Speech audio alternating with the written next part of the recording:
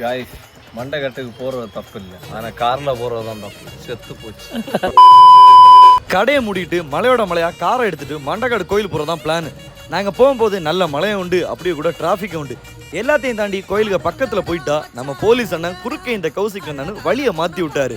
அதுக்கப்புறம் வழி போகுது எல்லா இடமும் மாறி கடைசி ஆள்லாத்த ஒரு கிரவுண்டுக்கு வந்து சேர்ந்தோம். அதுக்கப்புறம்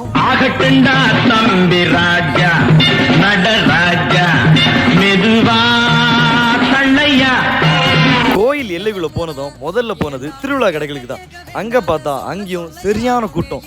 சரி ஓகே, நீ இதை தாண்டி கடல் சைடு போலான்னு அங்க போனா கடல் எல்லை கூடுதலா இருக்குன்னு அங்கேயும் லாக் போட்டுட்டாங்க. அதுக்கப்புறம் அங்க வந்த வேலையை ஆரம்பிச்சிட்டோம். நல்ல ஹோட்டல தெரியல, வாயினு வந்தது சரியில்லை.